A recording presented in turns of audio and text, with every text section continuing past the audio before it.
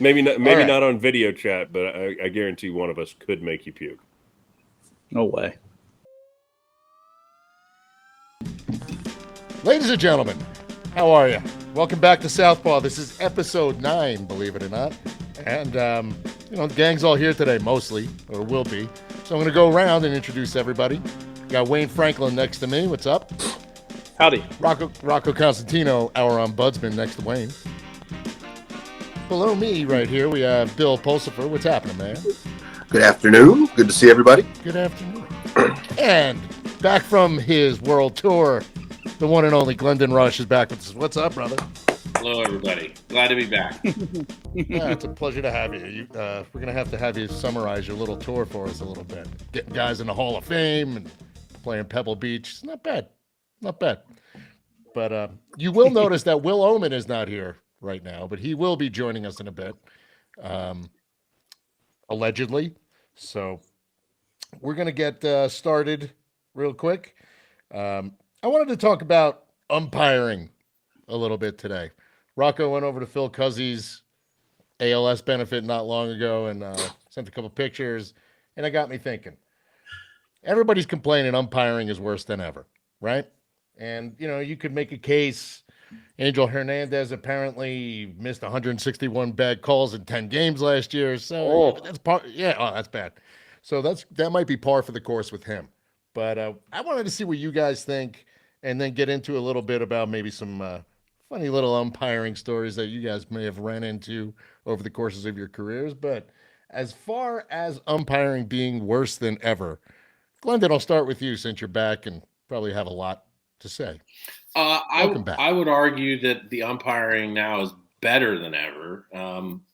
That may be an unpopular opinion amongst some, but if you look at the stuff they're looking at, I'm just talking behind the plate stuff. If you look at the guys that are throwing the nastiness of a bunch of the pitches, etc., those guys are really good, man. I mean, they don't miss that many. I know Angel's probably an outlier, but for the most part, all around the league, I think the guys are really good. And you don't really deal with, if you go back and watch some of those old school videos of pitches being called 8 inches off the plate and, stuff that was not even close to the way the zone looks now. I think it's much better than ever. And because I think they're held accountable too for it. There's reports put out every day of how many calls they missed. And I look back to one of the, Randy Wolf's brother, Jim, and I think that might have been 2 years ago in the playoffs or one of the games. He maybe missed one pitch in a whole game behind the plate. I mean, that's incredible. So that's awesome. Yeah, that would be my kind of overview of it now. I don't know what you guys think, but. Well, I mean, it's a hard job, right? It cannot be easy to sit back there and try and be perfect. You don't have any time. You got to make that, you don't have time to think about it or not. You got to be right on it. Yeah, that's the thing. And, Bill, what do you think about this? I see both sides of it. Yeah, I see both sides of it too a little bit. Like, I do agree with Glendon that the guys handling of the exact strike zone is better than it's probably been. And the way that I look at it is I've always thought the strike zone is kind of, I liked it when it was a little more personal, where you kind of knew this guy liked this, absolutely. This guy liked in, this guy liked out, this guy liked up, this guy liked down. The way that I've always kind of looked at the strike zone is it's a reference. The home plate is kind of a reference point because we got a 34-inch bat with 17 inches of plate. And the art of pitching is pitching to the corners and pitching to locations. And the reason that the guys were getting balls so far off the plate called strikes was because they can consistently throw it there. If you're a guy that's spraying the ball all over the place, you weren't getting those calls. So I think that guys are held to a little bit stricter over the plate nowadays because of the TrackMan and the guys, being evaluated and how well they did and how many pitches they missed. So I think they're better at that. But I think that the personality of umpiring has kind of been taken away a little bit. Obviously, Judge deals with the strike zone being, too low for him. It's a shame. Yeah. But I don't blame the umpires because how many guys do they see? They have what they see, and like we talked about how fast it is. They have such no time. You got to make the call. The ball's coming in. It's moving all over the freaking place. It's 100 miles an hour. I can see why they mess those up on Judge because they're going by what they no as strikes, and there's now all of a sudden a 6'8" guy stands in there. He looks like he gets screwed. But I think, bottom line, I would like to see a little personality, but I think that they do a good job of calling the balls and strikes. Yeah. I would prefer off the plate as a pitcher, but I know the hitters like the plate. Yeah. And to your point, you look at a guy like Maddox, and he would just keep hitting it a few inches outside, and then he's getting that call. Because you can hit it. He could just put it there whenever he wants. Yeah. You've got a 34-inch bat. You can hit that ball. You know he's not throwing it over the middle of the plate. Be ready to hit it. He's not coming in often. Yeah. He was throwing it backdoor two-seamers, and they were right there. Yeah, absolutely. Wayne, how about you? What's your take on this? I kind of agree with Glendon. I think the umpire's doing a great job.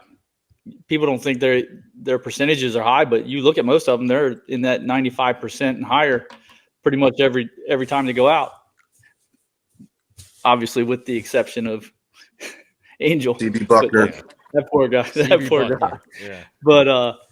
But yeah, I think they do a great job, and I like the zone, how it's pretty much defined for everybody now. It just in the sense of, getting pitchers. I mean, if that became your job, just to learn that strike zone as a pitcher and just work at it, you don't have to worry about a certain umpire likes this, certain umpire likes that. There was very few guys that could work with every umpire. Maddox being the exception there, he could do that. But now guys can just focus on a singular strike zone to work at. I mean, for the most part, that's going to work. And if you can master parts, if not all of that, I think you'll be okay. So I think I like the zone, how it's just a singular zone now.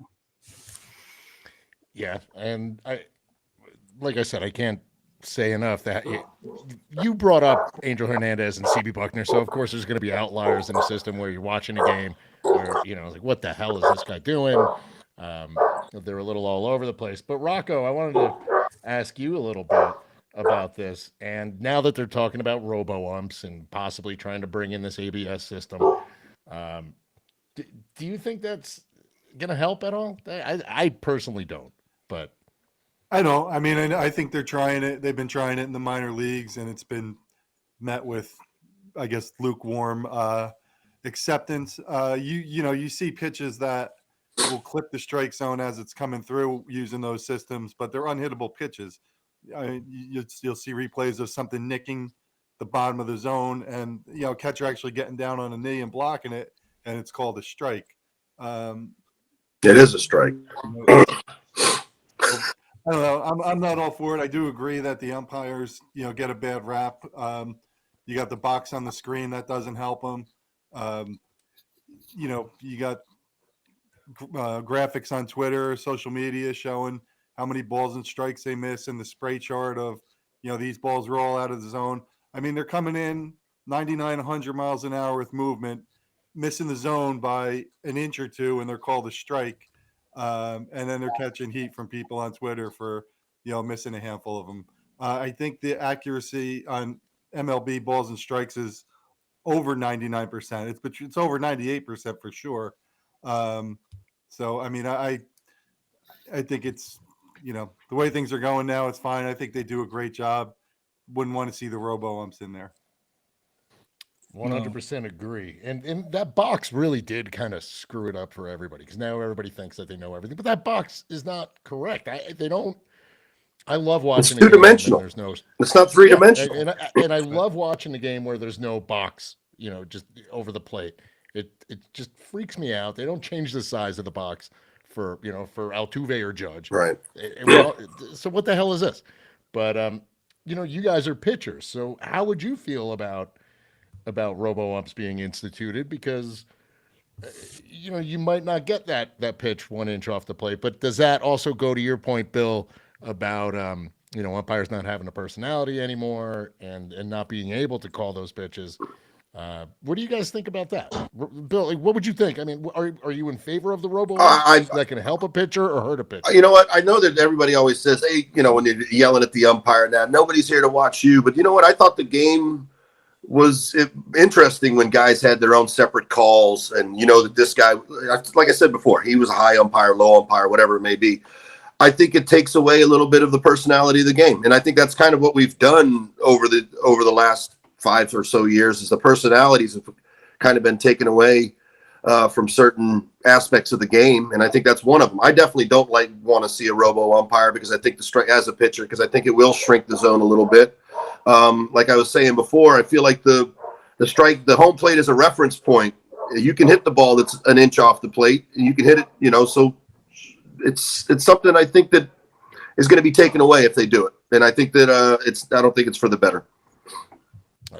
Glenn, where do you sit on this? Sorry. Oh, go ahead, Bill. No, I was going to say, and then they apparently at AAA they're having where they can challenge calls too, where you touch your helmet or something and you're challenging a call and they check it. It's nonsense. It's ridiculous. Yeah. I'm not sure where I stand on the challenge system. I think that might be at least it's not every ball and strike being called by a computer. So at least that's something where, okay, you get a couple challenges a game.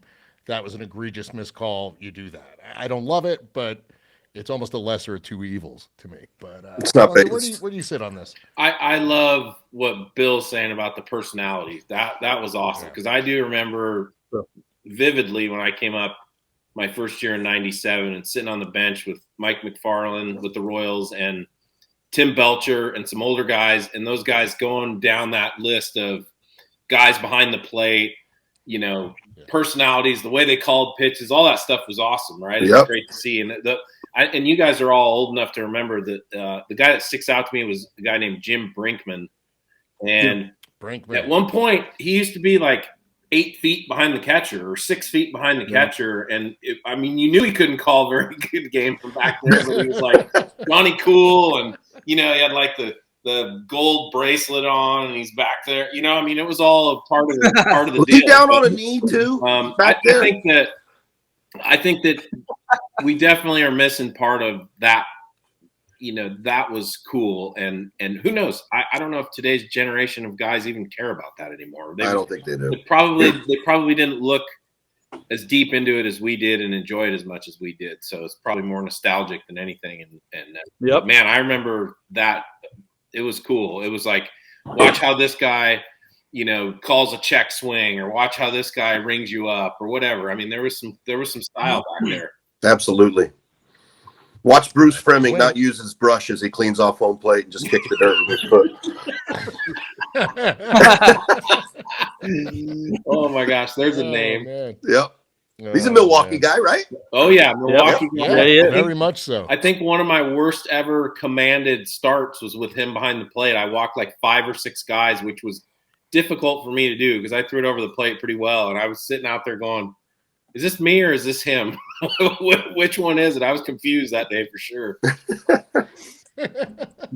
Well, Wayne, what do you think about this? And you're coaching in college this year. What if they start bringing this in to you guys? And what do you tell your pitchers if they're instituting a robo ump? Ignore it. Refocus. That's the only choice you have. But do I like it? No, I don't like robo umps. Not at all. Keep the game like it is. I'm a traditionalist when it comes to that stuff. I enjoy the umpiring. It's just part of the game. It plays into the game. Whatever they're doing. Like, I don't know why. It's comfortable with them. And it's funny that you guys mentioned Fromming, man, because he was my welcome to the big league umpire. He wouldn't call strike for you. I was in spring training. It was actually my first ever big league spring training inning, and I was with Houston, and it was in 2000. Yeah, and I threw the first pitch as perfect as I could throw it, and right down the middle. As middle of the zone as it could be. Guy took it. He steps up, calls it a ball, and then kind of steps from around the catcher, takes his mask off and does this to me, kind of stares at me, see if I'm doing anything. Very next pitch, I throw the same pitch in the same spot. Strike. Like he was giving me my, hey, I'm just want to see how you react, dude. I thought that was cool. Yep. I thought that was really cool. Like that's the part that's really cool about umpires. Awesome. And now, ladies and gentlemen, Will Ohman's here with us. I made Uncle. There he is. Why didn't I get the sorry, memo guys, about hats? I'm late for stretch. I missed the bus. Had to take a taxi here, so my bad. Where's your belt? Where's your belt? You don't have a belt on. Ah, Out of uniform. unbelievable. Just like me, no hat. I didn't get the memo, guys.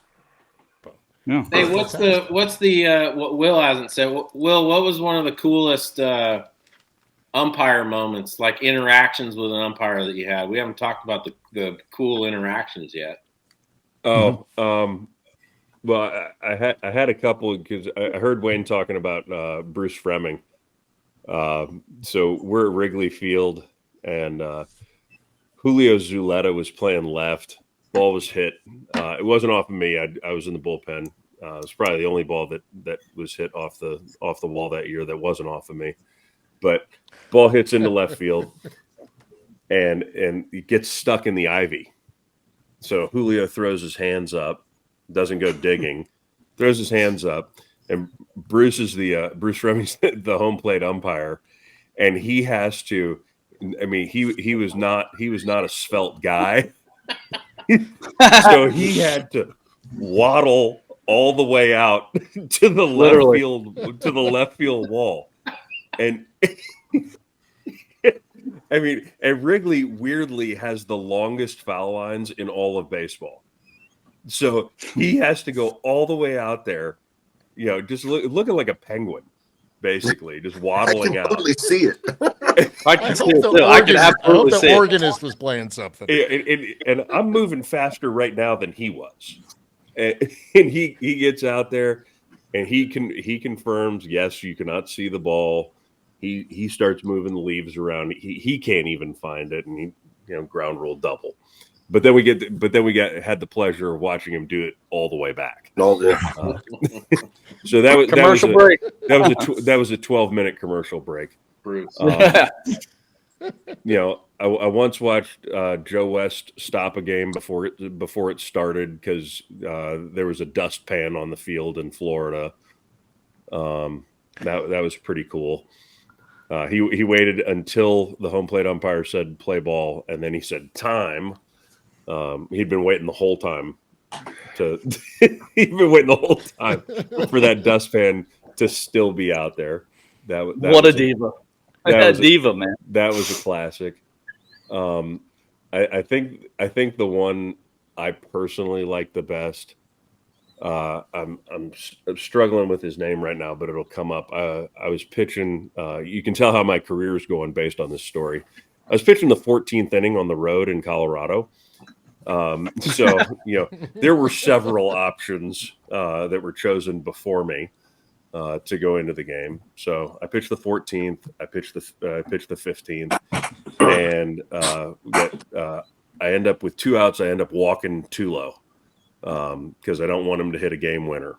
Yeah, of course. So I walk him. Next guy up, it was my teammate the year before, Ty Wigington, and I throw for the first time in my life. I throw like 8 or 9 straight fastballs because he's sitting slider. And I'm just trying to jam him and get in on his hands. And I throw a couple of pitches in that sequence of fastballs that were just beautiful. And the catcher, who you guys can look up on Baseball Reference that year, he did not do a good job of framing those pitches. They were called balls. They were not in the strike zone according to the umpire. And I felt like I struck him out at least twice. And the next thing you know, he fished one just barely onto the grass behind second base in a 3-2 count. Tulo was running on the play, and he scores from first on a single. And that's the game winner, and I take the L. A flip to right. right. I come flying down the mound. Love it. First to back up home plate. And then after the play is made at home, he's safe. They win. High fives all around. I go straight to the umpire, and I'm screaming at him. I go, "A strike is a strike, and you better call that like it is." And he looks at me and goes, "It's not my fault your catcher can't catch."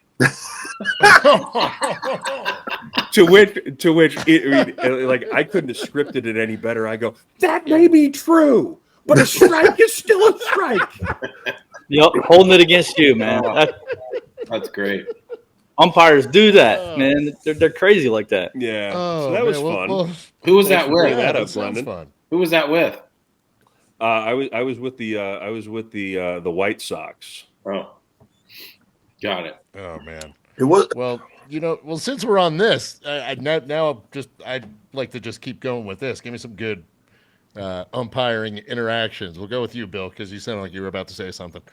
Well, I was trying to figure out who the catcher was, but I couldn't come up. You know what? I don't have any super duper crazy stories. Obviously, the one that we all know was with the putting the hamburgers out there for behind third base when Eric Gregg would coach third base. They would always find a hamburger placed out there at some point in time. The poor guy.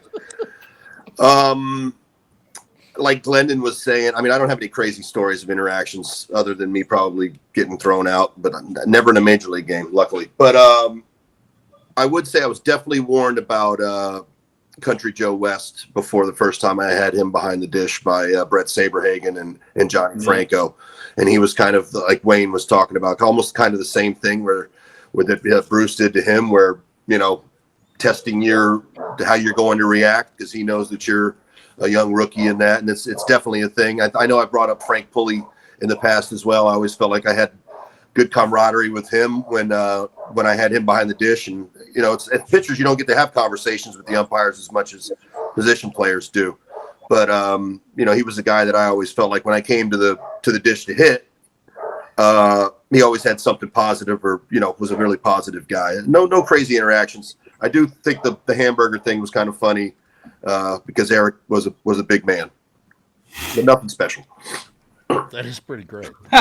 Nice, Will. That is pretty great. Well, Glendon, since you asked Will to start this one off, I'm sure you have a good story or two. So let her rip, man. More of the other ones I've watched from as a spectator. I didn't really have any crazy ones myself either. I love that. I mean, probably 6 times a year I watch the Terry Collins one.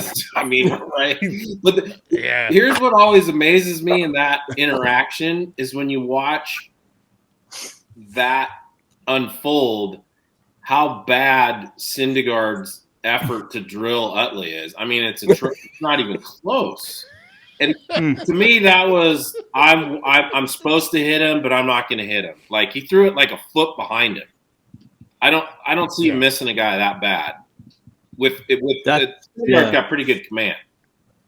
Yeah. Right. Anyways, that's a whole different topic. But yeah, man, I love that one. And I actually had a great conversation. Pulse knows that TC comes. He lives over there in St. Lucie. So during fantasy camp, he just comes over and hangs out like multiple days during fantasy camp. And Pulse, we're talking about TC, how he comes over and hangs out. Oh yeah.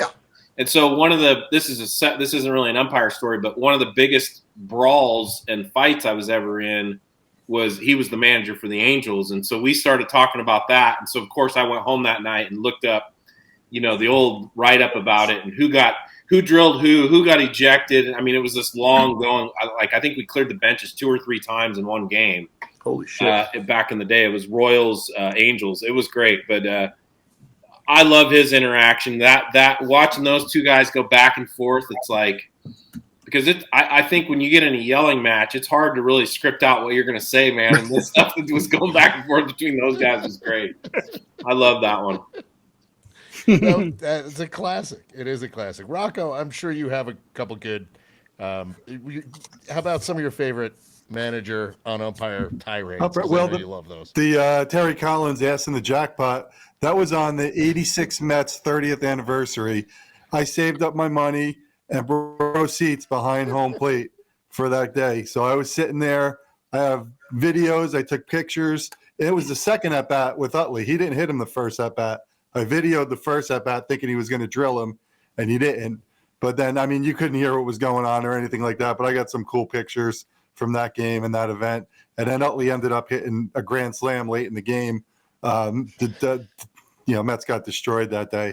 that was cool. But really recently, and you mentioned the Cuzzy dinner, I'm talking to Jerry Meals at that dinner, and he had some great stories. Something that really stood out for me was he was the umpire on the Kerry Wood 20 strikeout game. Incredible. He was home plate, and I said to him, how much was the ball, moving that day from your perspective? Crazy. His face lit up. We're talking 20 years later, and he looked back and he goes, go back and watch the first pitch of the game.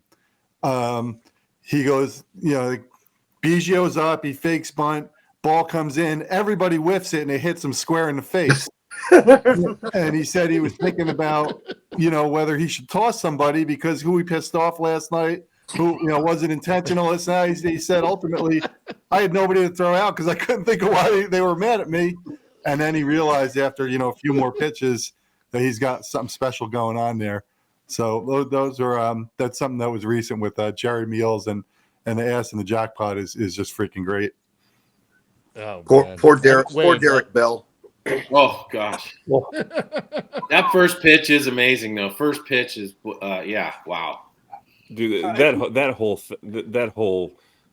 thing. If you just watch the 20 pitches, just crazy.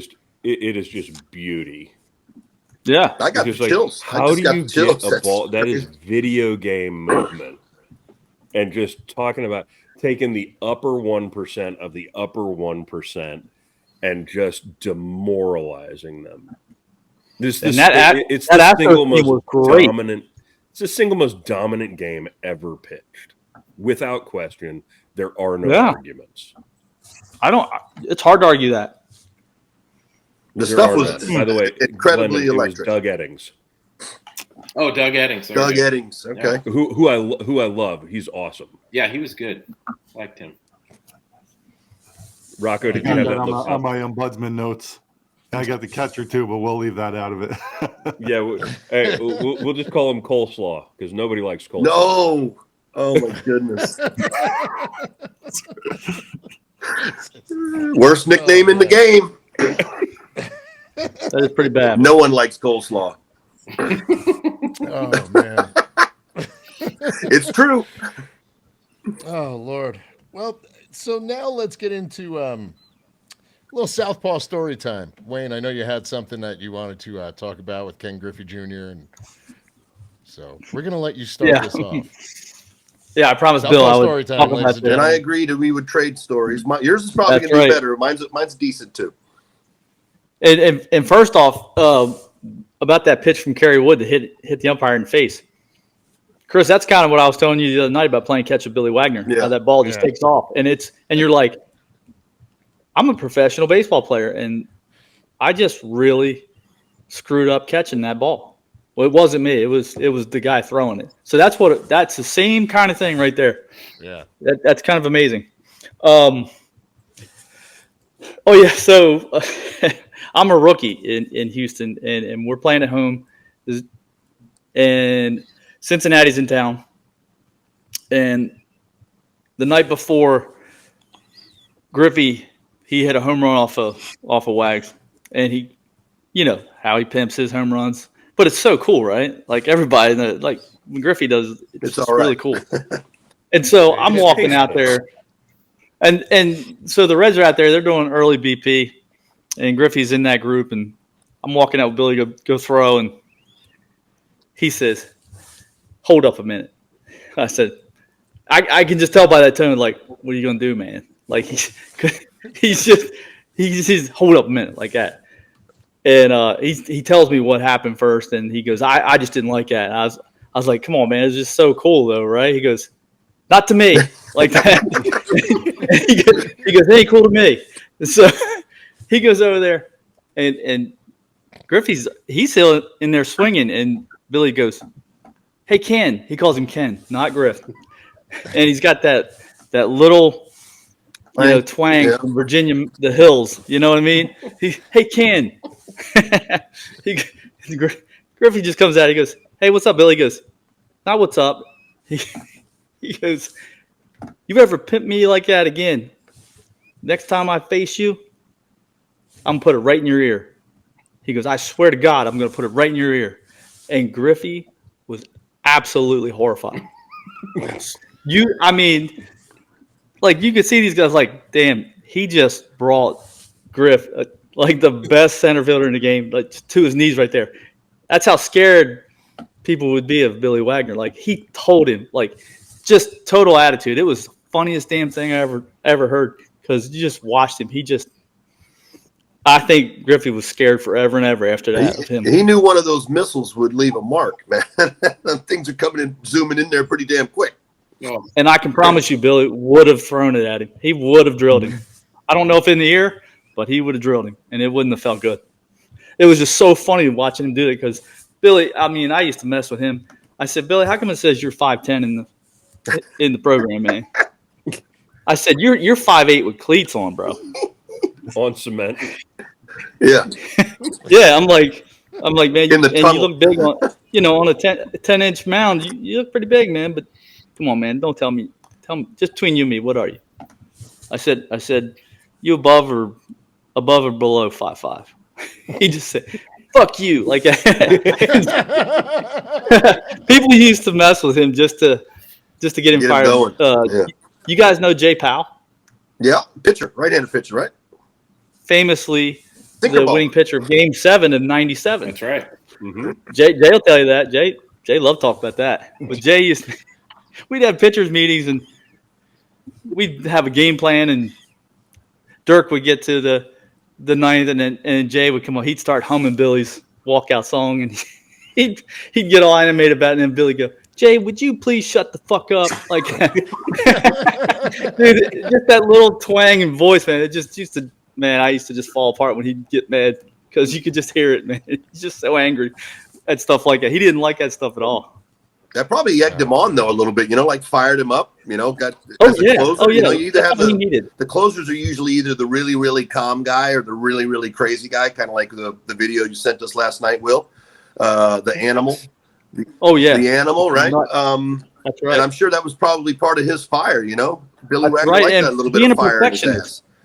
And he was a perfectionist. Like, he didn't like, if he had a bad outing, like I was telling Chris the other night too, like Bill would go into Larry Durker and say, I don't care what the score is. I don't care about anything. I'm pitching the ninth no matter what. If he had a bad game the night before, like, that's just the way he was. I got to get it right. Love it. I did too. Man. Well, who else did it? Hold on. I got to cut that shit. I got to burp. Hold on. I got to burp. Jay Buhner. All right. You get blurred. Oh God! Oh, that's good for ratings. If I can make all five of you guys start puking, Good luck with that. I got a pretty strong comment. Yeah, you can't make me puke. You can't possibly make me That's puke. good shit. That's false. All right. Is this a challenge? Are we? Yeah. We'll see at the Southpaw Golf Invitational. I don't know. You going to show up late? You drink enough. Probably. Drink enough, you puke. What time's your tea All right, time anyway. again? All right. So, Bill, didn't you want to trade a story? with Yeah, Wayne because here? me and Will, Wayne had been, we agreed to trade some stories. And I know last night All right. in our That's group the best text, floor is yours, compliment Wayne's Mr. ever Bill gotten, Pulsipher. by the way. I got, Called him Will. what's that? That's the best compliment Wayne's ever gotten. You called him Will. And guess what? Now I want to puke. So Hey, do you still have those It notes? Hey, worked. Wayne, do you still have those notes from last episode that you showed Will? oh yeah, You still have I those them. notes? All right. You might have to get Yeah. those soon.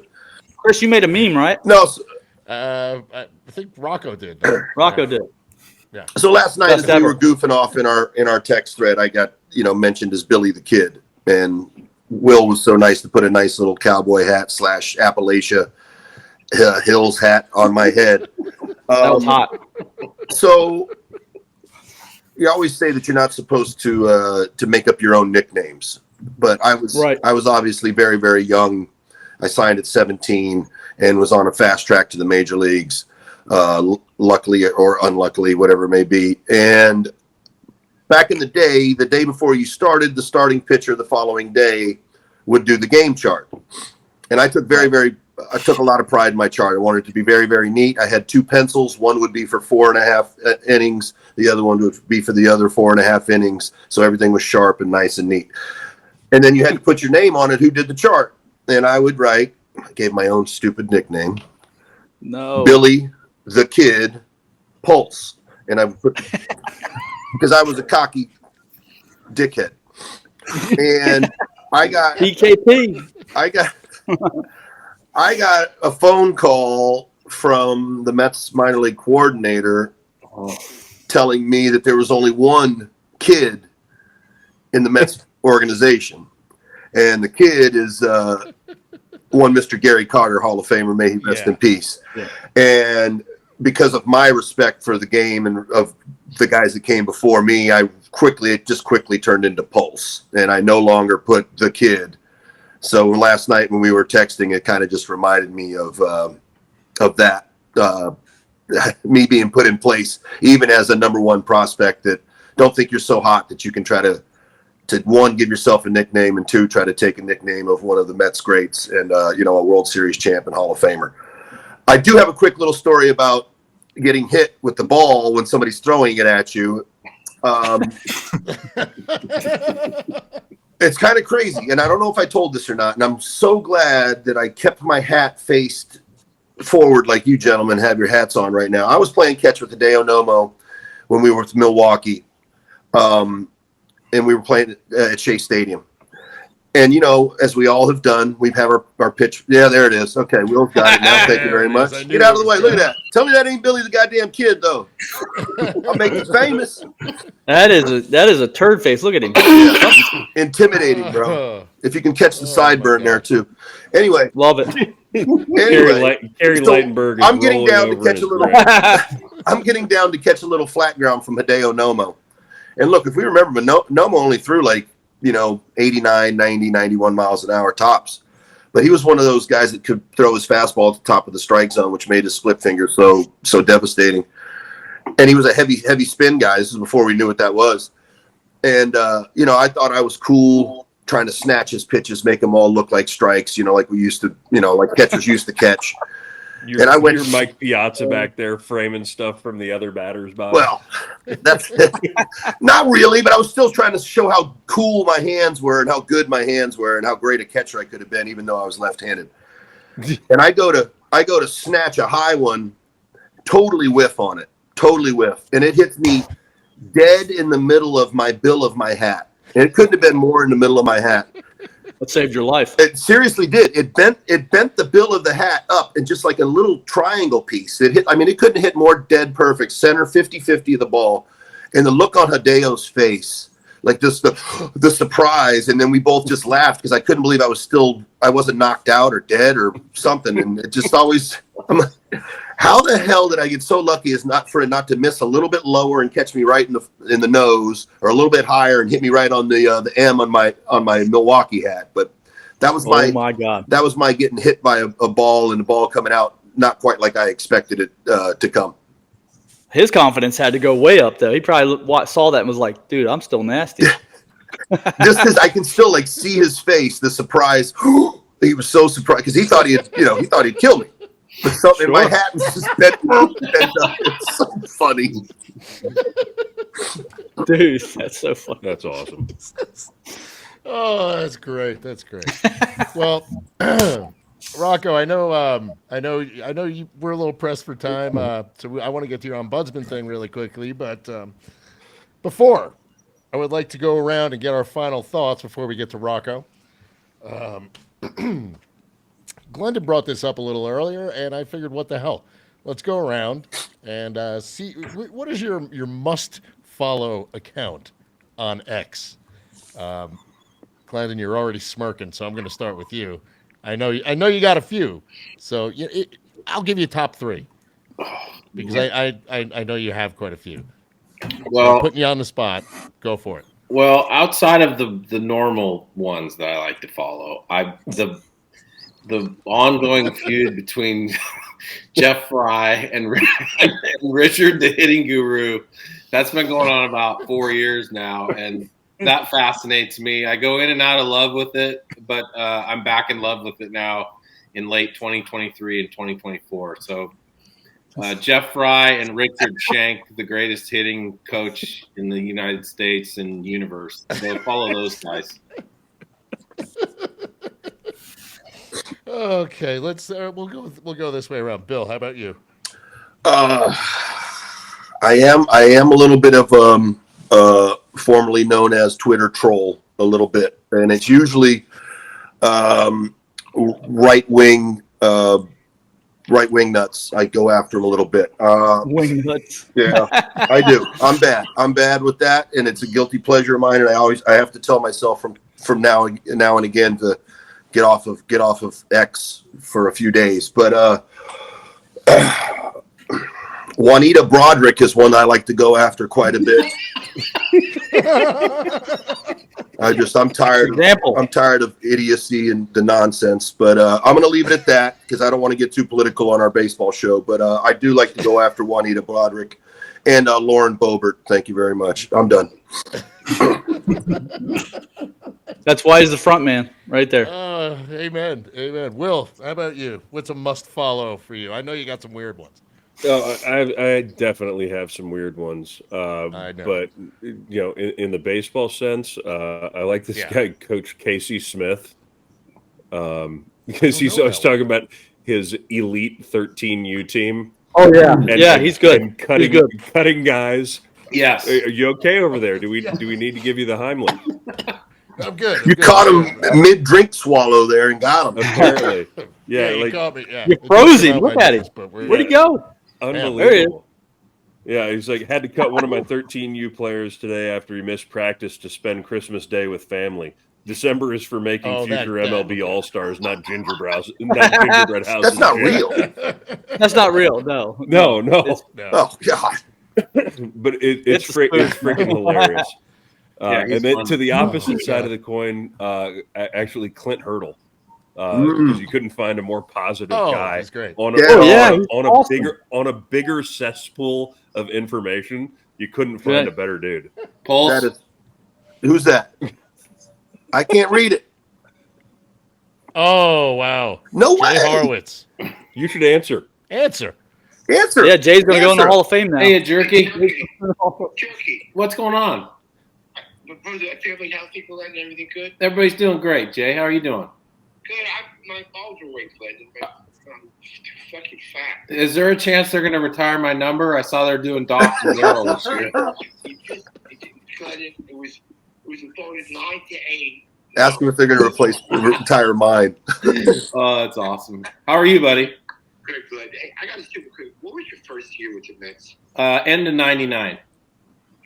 Did you have any relationship at all with young Patrick Mahomes at all?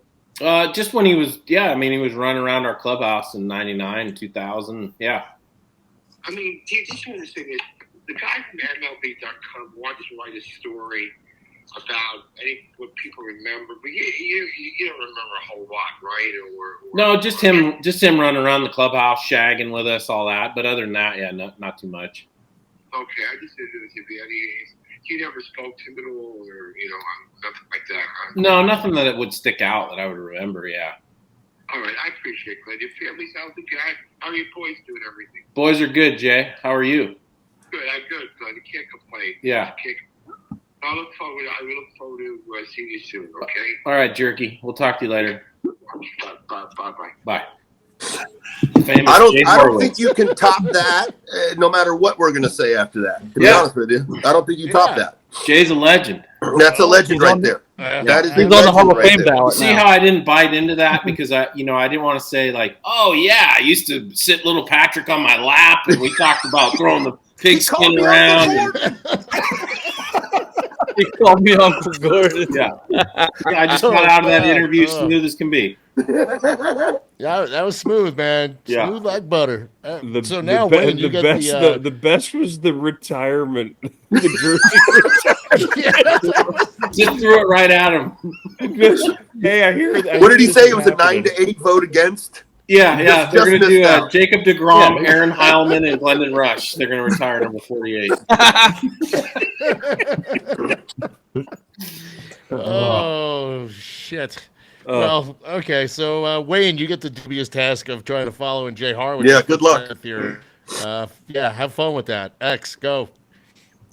Man, I haven't been on Twitter very much, probably in the last 6-7 months. Good man. But I will give a shout out to somebody I think we all know.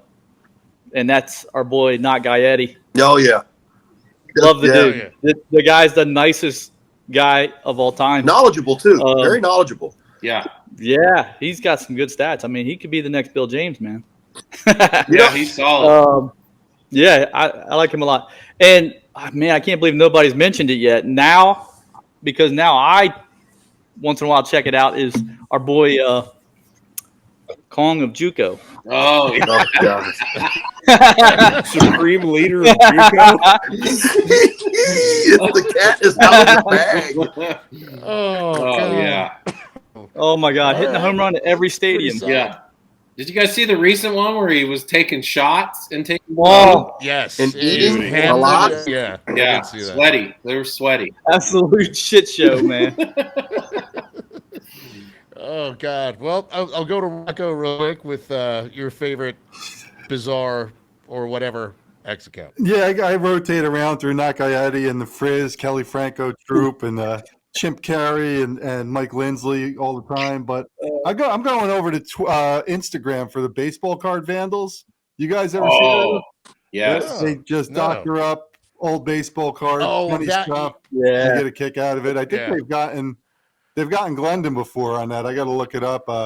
Maybe some of you other guys too, but that's always a good one. And there's a new one too. I've come across on Instagram. I think it's T24 cards or something. But a guy has this amazing ability to figure out the exact play from where the photos on the baseball cards Wow. are. It's really cool. He Wow. breaks it down. It's this jersey and that. I mean, I'll have to send you an example of it and send you the Insane. name on it. But really, I mean, it sounds hard to do, but when you see this guy does it, it's pretty impressive stuff. It's pretty cool. Nice. Awesome. All right. Well, seeing as how Rocco has a dentist appointment in about 20, we're going to him to tell us what we screwed up first. It would be a lot funnier if he did it while on Novocaine, though. But, you know, alas. So, ladies and gentlemen, without further ado, here to tell us what we screwed up, Rocco Constantino, BallNine's ombudsman. Great. And my dentist, Dr. Piro, shout out. He's a Mets season ticket holder. Huge There we Mets go. fan. Really knows his stuff. Southpaw fan as well. Awesome. Yeah. So anyway, I'll start with unbudding myself here. That Instagram account with the cards, TA24 cards. Awesome stuff. So we mentioned early on the success rate of umpires calling balls and strikes. Last year was 99.3% accuracy. That's insane. Holy shit. Yeah. And it was an increase from the year before. 2022 was 98.9, which is still great too. They're getting better, And man. every call Love was it. very bland. Right. No personality. No personality. Yeah, involved in those that's what I calls. miss, man. I Yeah. miss something. Speaking of missed calls, Angel Hernandez had the worst umpired game No. in the past 5 seasons. Last year, September 15th, 2023, he only got 84% of his calls right. Ooh. So that was That's hard. bad. That made That's a loss, man, for somebody. yeah. Yeah, it's a solid B. Come on. That's not bad. Pirates Nats. It was a Pirates Nats game, September 15th. I'm guessing he was just calling everything a strikeout there. He was checked out. Getaway man. day. Getaway He was day. there Get it dragging going. Mentioned Bruce Fremming from Milwaukee. Yes, he was from Milwaukee, and he umpired home plate first game at Miller Park. Interesting stuff. We already covered Doug Eddings was the umpire for the Will Ohman story. The Griffey versus Billy Wagner story was a good one. That was actually Ken Griffey Jr.'s first ever at bat against Billy Wagner. He took him deep. Billy Wagner threatened him. Griffey faced him 9 more times, never got another hit off him. Holy shit. Wow. That is That's awesome. in the back of his mind. Dude, He did he's thinking scare the shit 101 out in of the that ear man. right there. Right. 101 in my ear right there. Lefty. That's bullying works. And then on Glendon's Terry Collins fight story, there that fight was 2 brawls in that game. First one started by Phil Nevin charging the mound. Oh, no Filthy surprise Phil. there. There you go. Filthy. Ended up with 12 ejections, and it was Jared Washburn's major league debut. Nice. 12 ejections? Yeah, we got to tell that. We got to tell that story on another episode. That one's worth. That is great, man. Yeah. That sounds. I want to get into that. Yeah, we'll do a brawl episode. I've got a good, But, and for another time too, a Phil Nevin story about me facing Phil Nevin. We'll save that for another time too. in my major I league can't debut. wait. I can't wait to hear that story. I do a mean Phil We'll Nevin just do a impression. Phil Nevin episode. He could probably do one. Real quick, go ahead. Do what, huh? Go ahead. Let's hear it. The impression. Absolutely. Give us a little bit. Hey, Pulse. You gonna throw those slapdick sinkers today, or are you actually gonna get somebody out? That's actually pretty good. I got a feeling everything was slapdick. You're unbelievable. Every time they put you out there, I know we're losing. He was very positive with you. Well, listen, gentlemen, it's been a pleasure. And ladies and gentlemen, I'd like to again thank Wayne Franklin, Rocco Constantino, Will Ohman, Bill Pulsipher, and Glendon Rusch back from the Rush World Tour. I am Chris Vitali, and we will catch you next time. It's a pretty special Southpaw I think you're going to like. And until then, adios. See you.